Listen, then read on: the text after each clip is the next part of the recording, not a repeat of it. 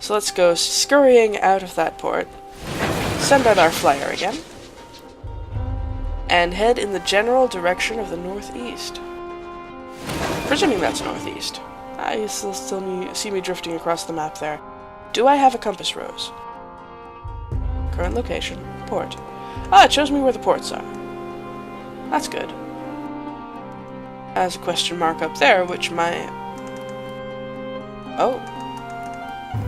The Reach. Albion. Eleutheria.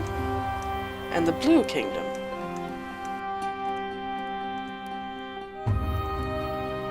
Alright. So those are the bounds of the Reach. Roughly circular. Perhaps they won't be in the finished game. Gambler's Grove.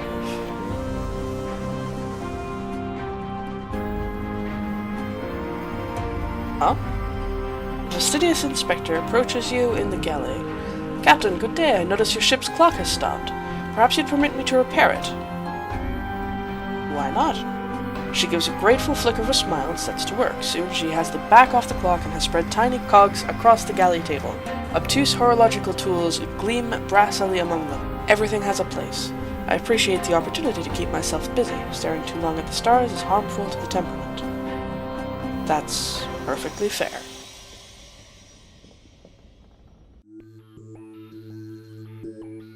And I have the option to talk to her. Inquire about her work, discuss the Reach. Let's discuss the Reach. I'm not sure I'll be able to do all of these.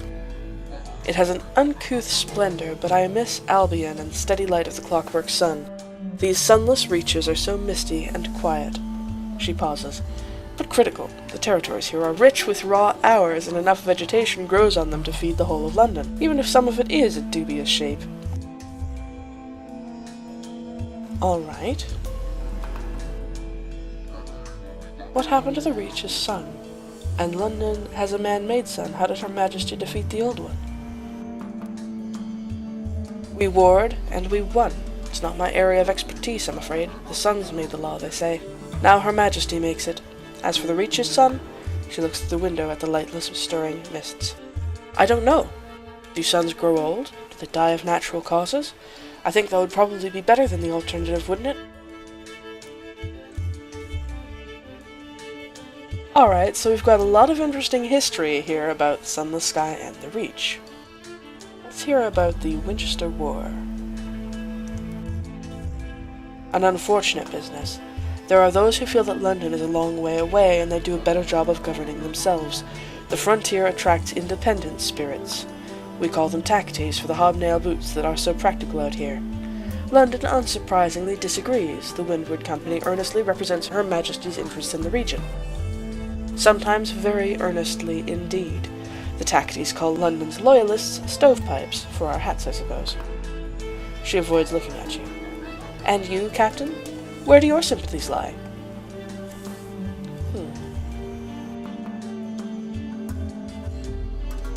Yeah, this is certainly a colonists versus empire struggle.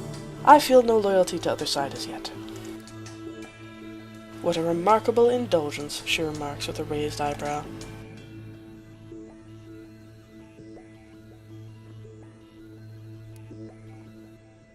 A higher calling. She sniffs. It is of fundamental importance that 10 o'clock on the 2nd of June in one corner of the Empire occurs at the same time as 10 o'clock on the 2nd of June in the opposite corner. How is an empire to function if it can't agree what day it is? Unfortunately, the process is complicated by the fact that time is less reliable than it was. The hours trade has seen to that. Let's ask for news of London. The seat of the Empire lies in far-off Albion, where a man-made sun burns the sky. Another sun blazed there once before Her Enduring Majesty conquered it. London sits in her coat of smog. Courtiers squabble at the foot of the throne of hours, hoping to receive endowments of years. Meanwhile, hard-working civil servants labor to ensure everything runs as it should. Was there a touch of archness there? Gonna be honest, I don't know what that word means in this context. All is normal. I miss her, though. There is no city like London in all the skies. And Albion is very different to the Reach, much more civilized.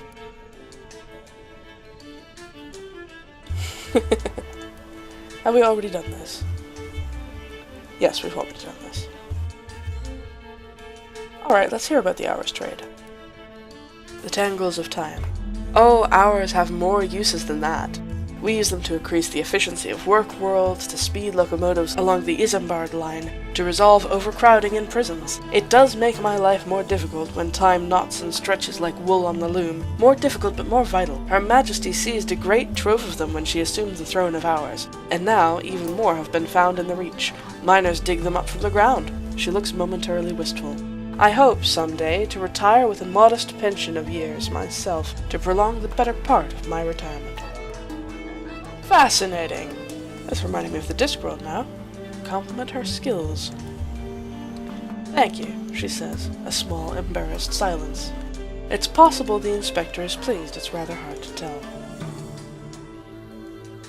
Well, let's get out of here. And to you, Captain, I think I shall make a cup of tea. Of course. A high wilderness. Ah, and now we have a coggy conversation, which we just left, available as a storylet.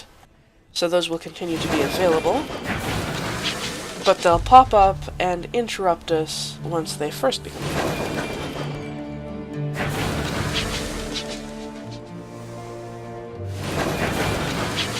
Oh, what's this? Ruins claw the sky, the work of giants. Your bat is happy to have found nothing of interest. Alright, this is scrolling differently, so I assume that's something that I can't actually touch. Swinging around a lot, but I'm not finding this too difficult to steer. Nowhere in. Oh, I have to get between the rails. Fair enough. Port Avon, I think this is where the settler wanted to go.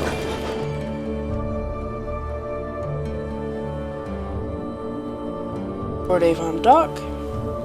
A bucolic village nestled within looming pre-human ruins. The dock is little more than a farmyard.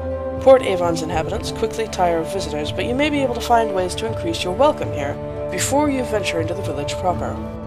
Behold, a ruin of giants. Gargantuan blocks jigsaw together, furred with moss and whispering with orchards. A bucolic village nestles among them. Smoke coils daintily from the chimneys. A leisurely game of cricket unfolds on the village green.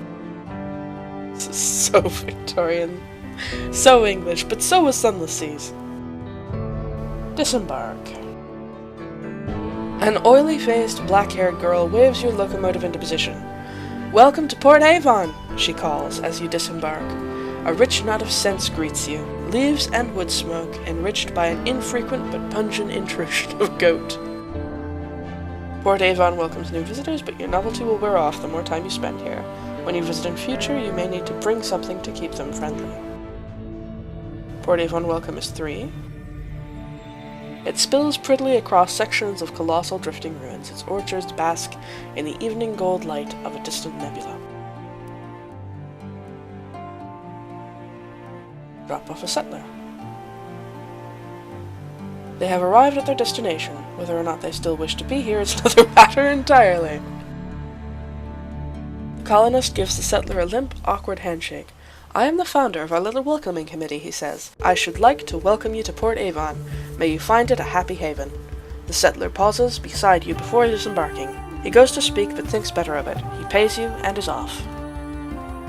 Nice. Delivered a settler? At the round table in New Winchester, you can inspire the next group of settlers. Your settler quality has gone. You've gained 100 sovereigns. Good, good, good.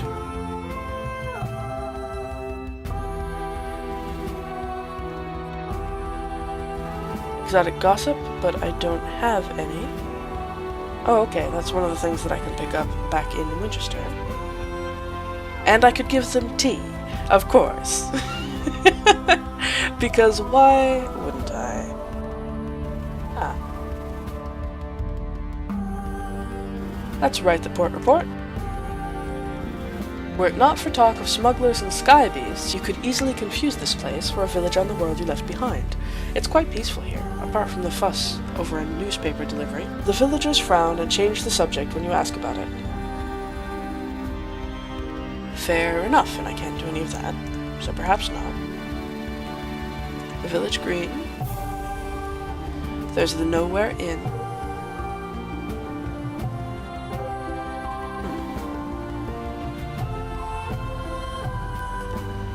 The Cyclopean Ruins. What giant king made his home here? Why did he abandon the vast stores of souls that the locals still quarry from beneath the stones? Perhaps you might risk a furtive excavation of your own. They mine souls. Alright. Not one of the looming stones is quite square, yet they all slot together immaculately. What were these ruins before their fall? Even their bones are tall and stately as the finest cathedrals of old France. What purpose did they serve in the past, plentiful days, when their sun still shone? Actions here will wear out your welcome. Port Avon's chief export is souls. Locals would not approve.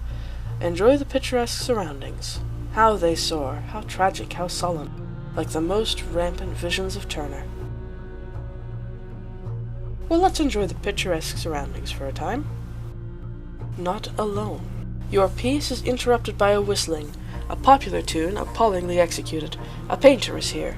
He has set us back to a towering arch, and his painting is a reflection from a mirror set beside his easel. The mirror's glass is black, dulling the vibrant green of the moss and the scintillating hues of the sky. The truly picturesque requires a certain restraint, he explains, frowning irritably over his shoulder at the splendid view. This is trying rather too hard, don't you think? His presence has ruined the atmosphere, but your walk is not unpleasant.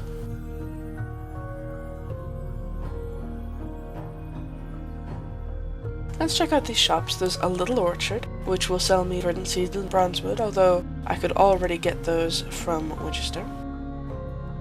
And there's the old storehouse, which will offer me fuel and supplies, but those don't look like particularly tempting prices for them.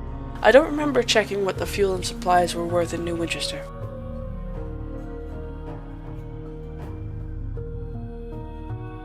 Botheridge's A Tour of Heaven describes Port Avon's single public house as a welcome respite, justly famed for its authentic old earth cider.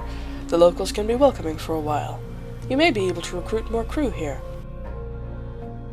Alright. Port Avon's first public house, da-da-da. Oh no, it does say more. Port Avon's first public house stands amidst a nodding copse of apple trees. Inside, brass gleams cozily on the beams, window latches, doorknobs, and other fittings retrieved from the first locomotives that carried people here. A great polished wheel hangs on one wall. Read a work of speculative fiction. In the nook by the fireplace is a shelf of magazines. Each contains a story by the local author, the turbulent fabulist. Appreciate an amount of cider. Made from real apples from the world you left behind. Careful now. A local warns you placidly. You can get 2 sovereigns, have a drink, 34% chance of success. What the hell happens if I fail? Why not? Alright. That takes a while to move through. Oh dear. It tastes of golden sun and the fields left behind. Another! You must have another. The second tastes even better. The third, well, you don't remember the third one very well. Perhaps, in addition, there was a fourth and a fifth. You awake beneath one of the trees in the orchard. Its hard bark against your cheek. You dimly remember singing something inappropriate, and dark looks from the other patrons. Perhaps you remember climbing on a table, but to what end? Goodness, the stars are very bright, aren't they? Very bright indeed, like bright little needles. Ouch. Alright, so we've lost all our terror, we got horribly drunk, and we are no longer welcome in Port Avon. Unwelcome. Conversation still as the clientele stare at you balefully. Last orders just closed, the barman grunts. You leave the stuffy, silent pub and return to the dock. Alright. That's fair. Oh! The heart of the village, surrounded by orchards of real apple trees that were shipped through the avid horizon as seeds. An endowment of years from her enduring majesty grew them to swift maturity. Anyway, these folk are tired of us, so we should probably leave.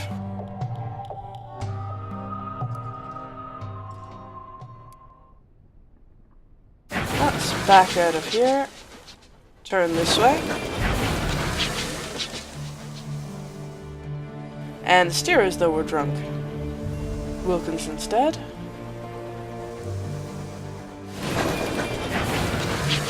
Send out the bat. Nothing of interest. Nothing new on here. What's this? Character progression. Oh. Okay.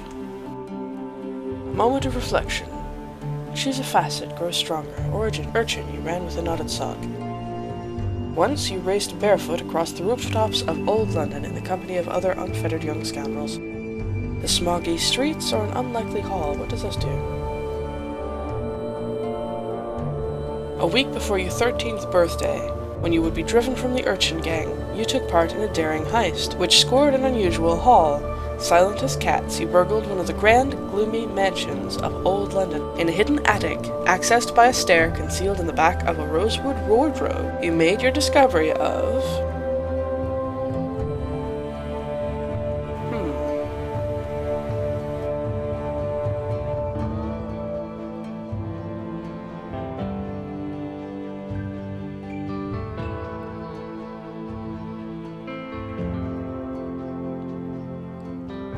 So either way, we'll gain a fair amount of veils for this. We can get hearts for finding a forbidden laboratory,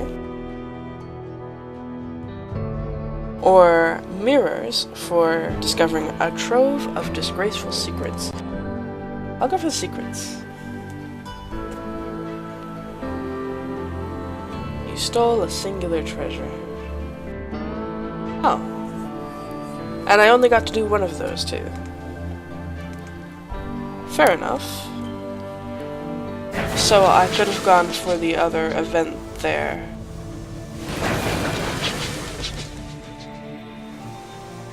To see what that would have given me, but I didn't. What is this? Lovely little piece of scenery. Of course, I rather expected that from this game. Chugga chugga chugga. Another little sky island, far, far below. Why did I just zoom in? Yeah, there's some weird zooming that I'm not in control of here. What is this little islet? That's just a sky island, alright. Let's send out the bat. Ooh, nebula. That is gorgeous.